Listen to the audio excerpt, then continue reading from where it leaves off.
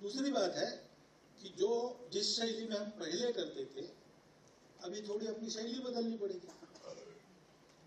पहले आज्ञा पालन का जमाना था, हम जब छोटे थे तो माताजी ने कहा, पिताजी ने कहा, नो आर्ग्यूमेंट,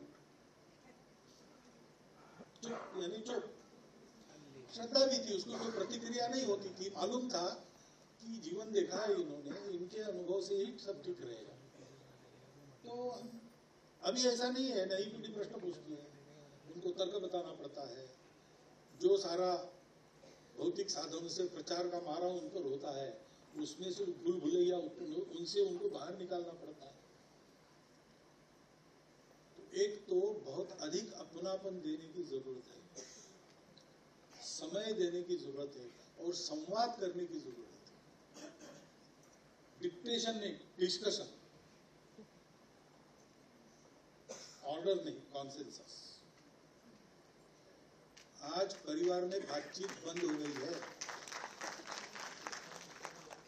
अपना मोबाइल, सब लोग ऑफिस से पति पत्नी दोनों आते हैं, बच्चे भी स्कूल से आते हैं, भूख लगी है इसलिए कुछ खा लेते हैं, हर एक आदमी अपना मोबाइल लेके बाहर से मिलने के लिए आ गए, उनकी भी सुननी है ना। ऐसा आपका भी अनुभव है? इसको बदलना पड़ेगा तो समय मिलेगा। समय मिली तो बात होगी, बात में गपशप होगी तो बच्चा खुलकर कुछ बोलेगा।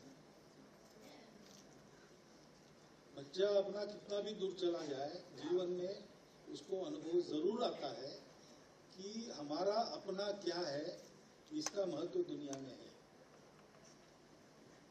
तो लाख बाहर गया तो भी कभी आकर आपको पूछेगा कि ये ऐसा ऐसा है, इसका उत्तर चाहिए।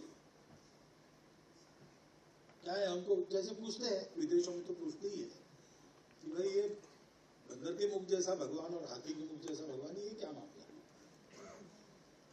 अब वो घर में आके पूछते तो घर में पिताजी को पता नहीं, माताजी को पता नहीं।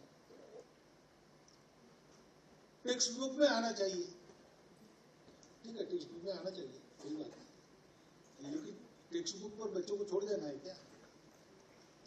अपने बच्चों की परवरिश पहले 12 साल तक अपने हाथ में रहती है।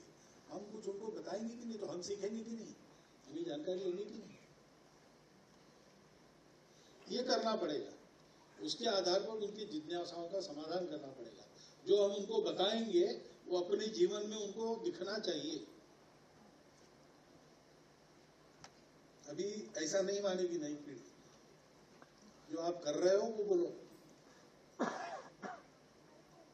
तो बड़ा वो विश्लेषण करते हैं, फोन पर भी झूठ बोल रहे पिताजी, तो माताजी को कहते कि हमको कहती हो, वो तो झूठ बोल रहा, क्योंकि IQ बढ़ा है, EQ नहीं बढ़ा है अभी, तो इसलिए चलेगा। तो अपनी शैली को हमको ठीक करना पड़ेगा। संस्कार जो होते हैं वो इस आत्मीयता में से, संवाद में से होते हैं, उदाहरण में से। ये 3 घटक आवश्यक है। दुनिया में कहीं भी जाओ, कभी भी ये आवश्यक थे, है और रहेंगे। और ये अगर पक्का है तो उस टेक्नोलॉजी के चक्रव्यूह से उसको बाहर आना आसान होता है। कभी अंदर जाके फंस भी गया तो भी बाहर का रास्ता खोजता है और बाहर आ जाता है, लेकिन उसको ऐसा तैयार करना पड़ेगा। आपस में मिलते रहना, रिश्तेदारी कितनी व्यापक होती है, केवल अंकल और आंट से काम नहीं चलता हमारे यहाँ। ममेरे भाई, फूफेरे भाई, चचेरे भाई, ये वो ऐसा चलता है, और ये सब लगाव कायम रहते हैं। तो फूफेरे भाई के साले का विवाह है, इसलिए जाना पड़ता है किसी, मेंटेन करते हैं। अभी हमारी परंपरा है, इसको बने तक धीमा नहीं पड़ने देना, मिलते जुलते रहना, और साथ में बच्चों को लेके जाना, घर के सबको लेके जाना जितना बन सकता है। तो इससे एक बंधन बनता है, एक व्यापकता आती है सोचने के दायरे में, और मनुष्य व्यक्ति